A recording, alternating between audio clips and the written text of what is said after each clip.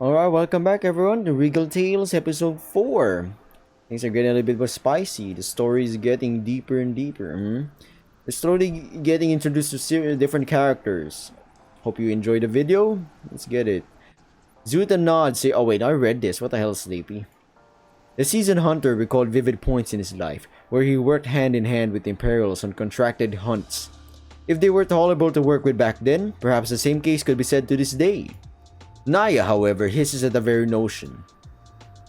We can't rely on our allies to do shit, but even a group of idiots can pose a threat, especially if they came at us at every side. We're stretched out bad enough as is, we can't just...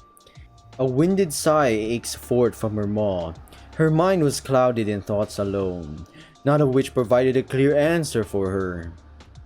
A defeated growl aches out of Naja, shaking her head. She runs her claws through her hair. No. This is the only option we have, Zuta. We have to strike while we still can. And what if the plan doesn't work? What if the Emperor isn't there? Then we'll slaughter every Imperial we find along the way.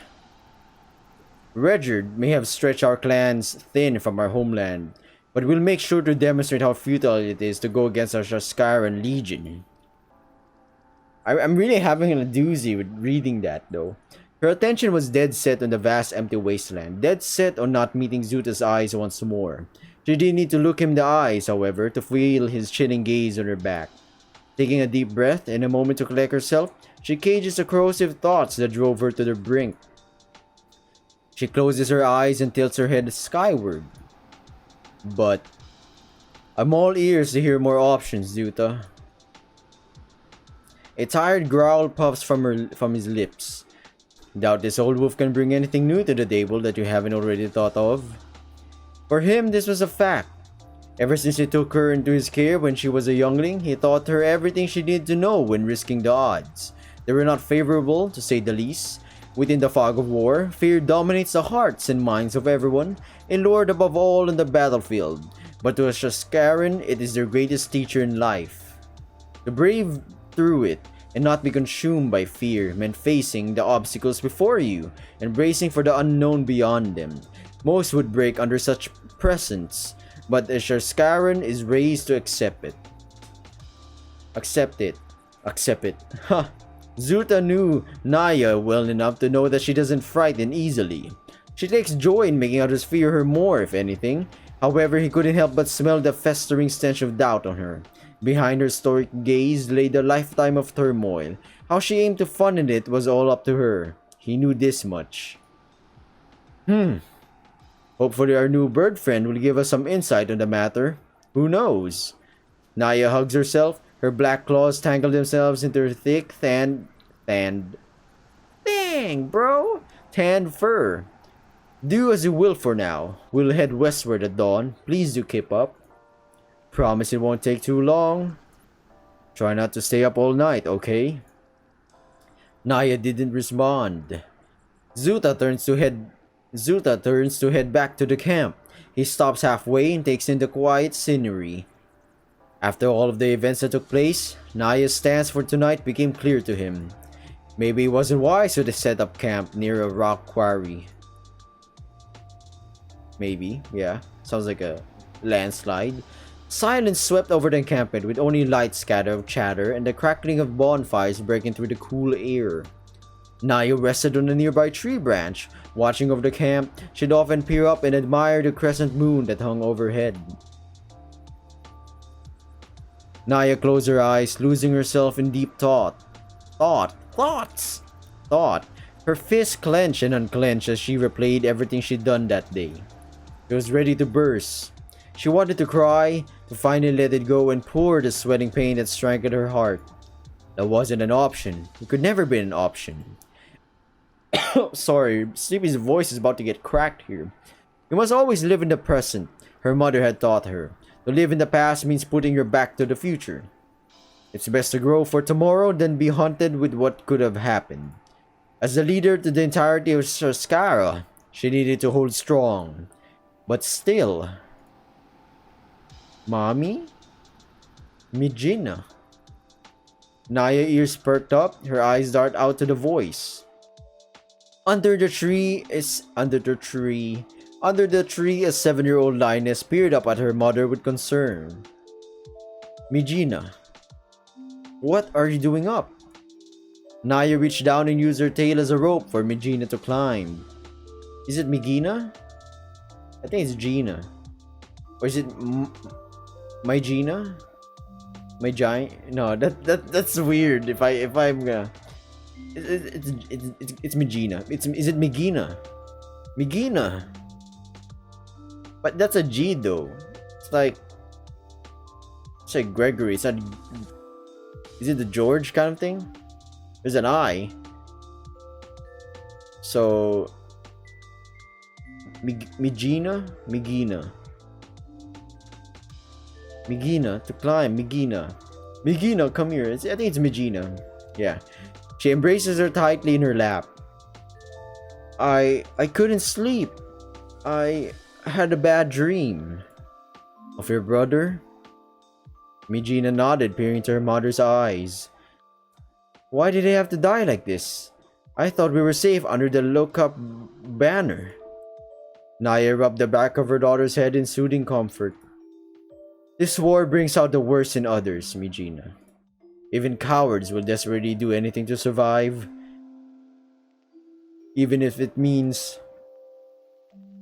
Naya paused. The sorrow she suppressed filled her eyes with a glossy haze. She chokes on her own words. Balling her fists up, her nostrils flared up from her seeping rage as she banished the tears forming in her eyes. It quickly subsides as Mijina chimes in. It's not fair. Naya let out a soft sigh. I know, sweetie. I know. Naya lightly licks her cub's forehead before hugging her. But mommy's gonna end this war once and for all. Mijina pushed away with tears in her eyes. But that's what I'm afraid of, Mom. What if you can't? What if you're gone too? Mijina looked away, too ashamed to show her doubt to her mother.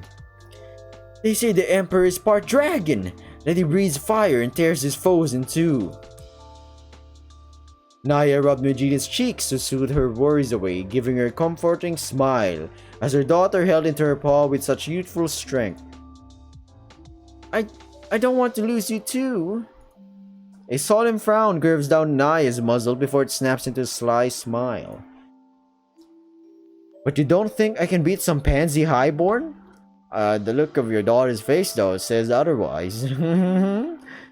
But hey, we haven't met the Emperor yet. Maybe the Emperor is actually a wuss. Mijina perked her gaze up to her mother, unsure how to react. This was her mother after all, but the eerie sense of dread had already bleed her of hope. It was difficult to understand the odds at this point, she knew. Huh? If he's anything like the shit stains we follow, it'll be a cakewalk, Mijina. I don't think so. If he has an empire and it took you and a bunch of alliances to fight him, man got the influence and backing. Mijina bit her lip in concern. But... Naya held her daughter tenderly by the shoulders and gazed softly at her. Did you forget who your mother is? I would end worlds before bowing. Am I correct here? Do you forget who your mother is? I would end worlds before bowing to some pesky highborn. Naya cackled lightly to ease the tension for her daughter and jokingly gestured around. Hell, if he is anything like our royal pains, the only action he has ever had in his life would be grooming his own balls. Haha. Mijina cracks a smile after wiping a tear away and giggles. Sounds pathetic if he's part dragon. Naya lightly draped a birdie arm around Mijina's neck and pulled her back into her lap. She smiles warmly down to Mijina before extending out her black claws in front of her. Mijina mimics along in admiration, comparing her smaller claws to her mother's. Well, it'll be good to know that he polished them at least, because once I take his head, I'm going to take them as well. It'll give you something to play with when we travel back home. Mijina lightly elbowed her mother with a gleeful laugh. Mommy? Mommy? Naya laughed along with Mijina, hugging her tightly while snipping at her daughter's ears in response.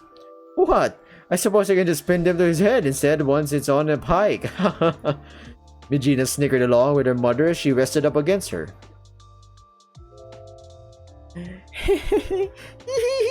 I'm sorry, I can't do a girl voice. Maybe put some bells in them, Mom. Make them jingle when we parade it around our village. That's my girl. Excellent idea, Mijina. That's thinking like a Shaskaran, alright?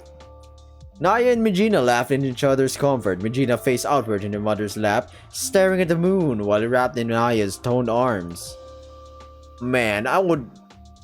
Listen, I'm pro furry, not gonna lie. If you're 8 and above, go for it, right? I'm not gonna be influencing children, that's fucked up.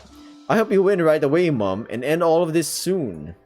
Naya sighed softly, staring down at her baby girl, licking the back of her head. Heh. Hope. That's quite a gift to have, Mijina. If not a powerful thing to possess. Mijina yawned softly as she rested her muzzle in her mother's arms. Giving others hope is the most sincere way of having trust built towards you. Not only do you give hope others... Oh my god, Sleepy added a word that's not even there. My goodness. Not only do you give others something to look forward to in the future, but you carry their dreams, their goals, their life with you when you give them hope. Naya lightly groomed the back of Mijina's ears, but they can even be the most devastating weapon to have as well. Mijina turned to stare up at her mother quizzically. Kali? Wiz Khalifa? It's one thing to give hope, but another to take it, to rip it away from them. All of their dreams shattered before them, humiliating them and leaving them in a mess of confusion before reality finally hits them. Whoa, don't you truth bomb me, Naya. I'm real. But yeah, it's true. The moment your dreams are shattered, it hurts. And then reality hits you. It's like, oh no, I fell down. I hit my head, and then life comes along, or reality, and kicks you in the nuts. Or literally fucking beats you up. Naya extended her arm out, baring her claws again, twisting her wrists. She watched them glint in the moonlight. You dangle hope in their face and crush it in front of them, crippling them as their future is lost. That, Mijina, is something only deserving to your most hated of enemies. That sounds pretty cruel, Mom. That sounds pretty cruel, Mom.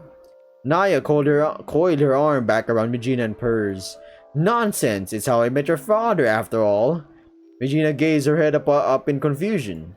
What? Naya snuggled the young lioness up and rocked her back and forth. He thought he defeated me in a duel. When he went in for a finishing blow, I countered him and finally showed him just how much I was holding back. You should have seen the look on your father's face when I did. He looked so adorable, all frustrated and bruised up. And it took you as his mate even after humiliating him like that? Why would he do that? What makes you think he settled for me? Here's the thing. When you see something you like, don't pussyfoot around it and wish it to happen. You must take life by the balls and wear it down till it's yours for the taking. You'll do the same when you find yourself a mate someday as well. I'm certain of it. Naya boops Mijina's nose lightly as she giggles softly, watching her cub settle into sleep. A soft ginger chuckle murmurs out as a mighty lioness whispers in her cub's ear. Sorry, I just alt-tabbed. Just check the time. We're 13 minutes in. Damn. Grab life by the balls, huh? It's not really a bad advice. Till then, you can give me your hopes and dreams, my precious little moonlight. Aww. Zuta rode forth into the desert with his horse. Dust nearly ate what remaining sunlight he had to work off of. Drifting storm clouds loomed overhead, making it impossible for the moon to guide him. To his fortune, however, he spots a flickering speck resting on the horizon. He strode with haste to the beckoning light. Night had finally claimed the day, but Zuta held no concern, spotting his lion scout flagging him down. He growls lightly as the mischievous lion shines his small lantern at his face. Shine that thing elsewhere, dimwit, damn it! But it makes the white of your fur shine so bright. Don't want to be our twinkling star tonight. Grrr. Maybe a gloomy specter to be more like it. Forget it. Feck and Edrin went this way. He escorts Zuta down to a steep narrow ravine. Zuta manages to spot the rest of his squad at the far end, due in part to the white tiger's fur illuminated by the moonlight that seeped through the gloomy clouds. He snarls softly to himself at how annoyingly useful Cyrex's method was. Eager to get his mind off the topic, he barks out to the line as they climb down. So who's the lucky bastard that Naja nailed tonight? Cyrex shrugs. Haven't a clue. Feck told me to be on lookout while he and Edrin snoop about. Feck says it might be an Imperial scout. My 5 golds bet it's a debonair straggler. Don't think it might be a low-kept spy? A low-step spy? A low-step spy. There we go. I think that's just Naja being Naja as far as reasoning goes. I mean, they wouldn't be dumb enough to cross us again like this, would they? Not with the Empire breathing down their necks. Heh. Copper for your thoughts, boss? I'm just concerned on how to handle the body, if anything, right now. Be a good bargaining chip if it's something important. Even more so if the enemy gives us shit and we throw their little flyboys head at them in return. That too. Sai, get that fucking thing out of my face! Zuta and Cyrex reach Feck and Adron, whom Cyrex felt tickled with the idea of brightening up the area with his lantern beaming off of Edron's white fur. Edron, however, didn't like the idea either and charges after Cyrex. The young lion yips and scampers away with the tiger dashing behind. Hey, this is my only one! Zuta ignores the petty dispute and joins Feck. He finds a small cougar sitting on top of what he assumes to be the corpse of the fallen aviator. Yeah, I'm saving it right here. I'll see you in the next video of Regal Tails. Bye!